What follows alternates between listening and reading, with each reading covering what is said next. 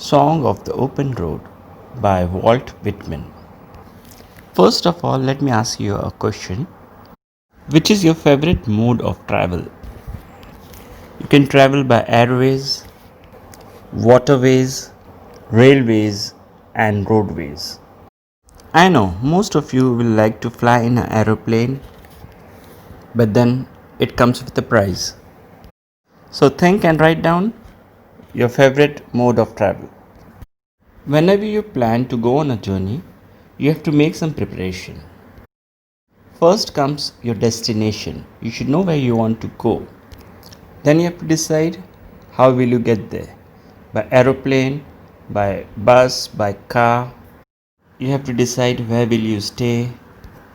You should study more about the place, what is the weather there, and obviously how much it will cost you, the expenses.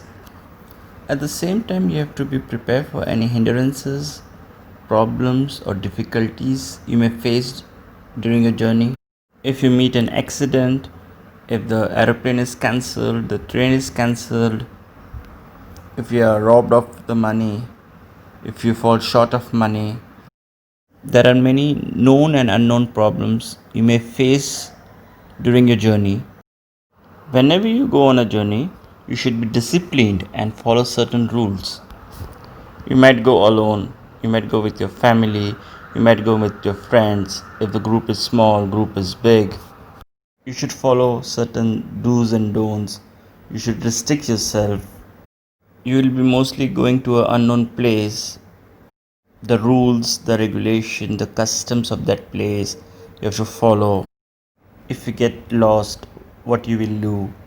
If you get separated from the family or from the group, how you will contact each other? So there should be restrictions you have to follow during the journey. Most poems have more than one meaning. One of the meanings is what the poet wants to convey, wants to tell. So it is very important to know what the poet has to say and to study a little bit about the poet. This poem, Song of the Open Road, is written by Walt Whitman. Walt Whitman is an American poet, essayist, and a journalist. Was born on 31st May 1819 in the city of New York in America, and he died on 26th March 1892 in New Jersey, America, that is United States. His poems does not have any rhyming scheme, so he is called as the father of free verse. His most popular poem, O Captain, My Captain, written on the death of Abraham Lincoln.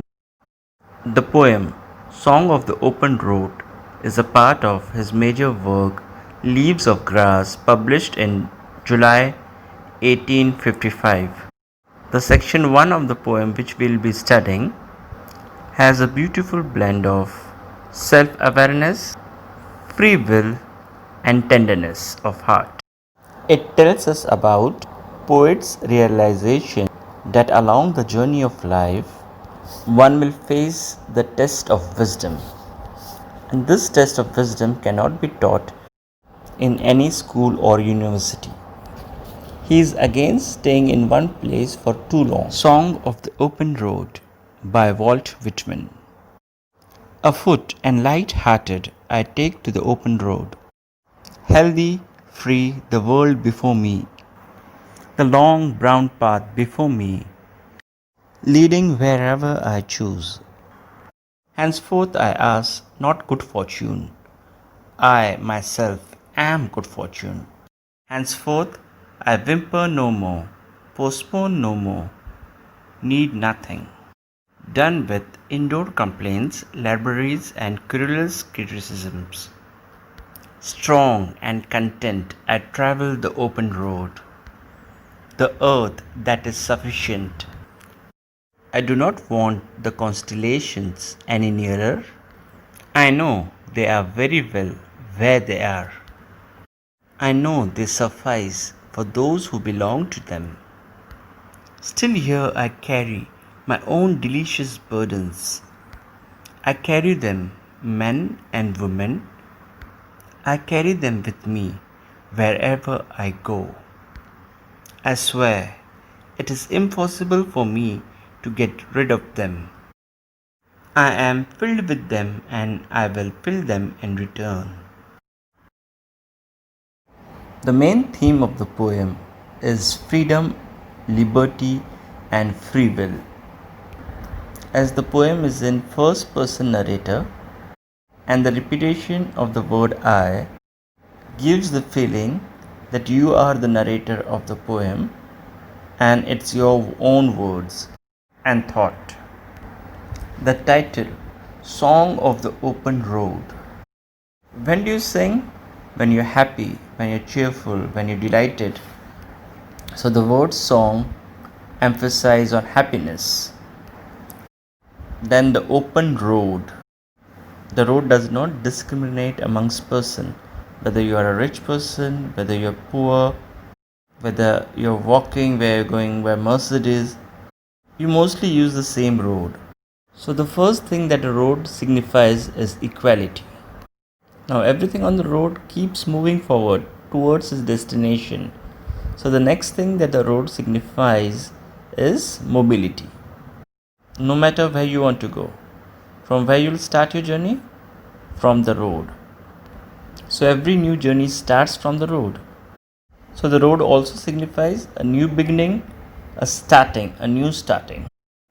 So the road signifies equality, mobility, and a new beginning. Afoot and light-hearted, I take to the open road. Afoot has many meanings. One meaning is on foot. The other meanings are readiness, progress, in preparation. Here we'll take the meaning ready, prepared, light-hearted, without any tension, carefree. The next line is healthy, free, the world before me. Now, if I don't separate the line and if I read in continuation, I take the open road, healthy, free, the world before me. Here the poet is trying to tell that he is healthy and he is free to take the world before him. It shows the readiness of the poet to travel the world. The long brown path before me leading wherever I choose. Here the long brown path is used for the road. And he is healthy and free to go wherever he want, wherever he choose. Henceforth I ask not good fortune. I myself am good fortune. People have a lot of superstitious beliefs that the horseshoe or lemon and chilies will change their fortune. It's only hard work and your efforts. You will not study and you'll pray, I want to become a doctor, I want to become a doctor. God, please make me a doctor. You won't become a doctor.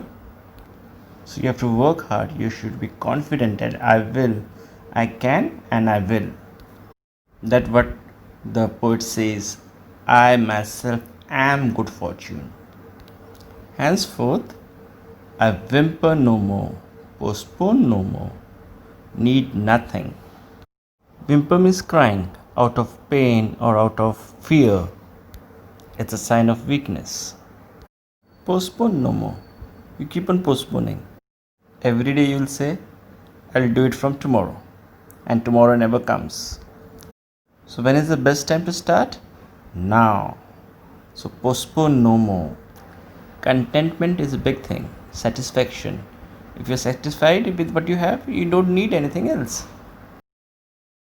Done with indoor complaints, libraries, and curious criticism. Done with means finished or enough. Here, indoor complaints stands for household complaints, household problems. The library, as you know, it's a collection of books. But here, it signifies or symbolizes education. Because unless you complete your education, you cannot go for a long tour. No matter how well you do, how much good things you do, people are bound to criticize you. Curious means irritating. Sometimes you're fed up with the complaint, sometimes you're very irritated with the complaint. These things also make you stronger in life. So next the poet says, strong and content I take the open road. So over the years he has gone stronger and is content to take this journey. He says, the earth that is sufficient, food, water, clothing, shelter, whatever we have, whatever we use, from where we get? From this Mother Earth. The poet says that the earth is sufficient for me. When the earth is sufficient for me, I do not want the constellations any nearer. Now the word constellation again has two meanings. One is destiny, the second is influential people. People who try to influence you. He is not afraid of his destiny because the earth is sufficient for him and is contented and is strong enough to be influenced by any other person. He further says, I know they are very well where they are. He says, I know these influential people and I don't bother about them. I don't need them. Let them be wherever they are. I know they suffice for those who belong to them. Suffice means to be sufficient or to be enough. They are enough for those who belong to them. Suppose XYZ big shot is there. He will take care of a few people who will favor him. Poet says, I don't need these influential people and I will not favor them. They might be sufficient for those who favor them. Now in the next part of the poem, which is in bracket. What is given in a bracket? Any added information or any clarification. Until now, the poet is saying that I don't need anyone. I won't be influenced by anyone. I am contented. I am on my own. Now he adds something to it. Still here I carry my old delicious burdens. I carry them, man and woman. I carry them with me wherever I go. Now he's going on a journey. He will carry something. And what is that? Old delicious burdens. Burden. Some load you have to carry. Some burden. So is that delicious? A mother is carrying her baby. Is that a burden? That's a delicious burden. But burden here does not mean a load. It means a responsibility or a memory. These lines he says, I will fulfill my responsibilities and the obligations of the relationships. No matter where I go, I will carry my responsibilities and old memories with me and fulfill them. Then he says, I swear it is impossible for me to get rid of them. He swears and he says it is impossible for me to get rid of my responsibilities and the memories of my loved ones. Then he says, I am filled with them and I will fill them in return. You can be filled up with good memories, happiness, and fill them up. He can fill up the loved ones with happiness, or at least he can thank them for the good memories they have given him. So we will see brainstorming the questions and answers in the next video.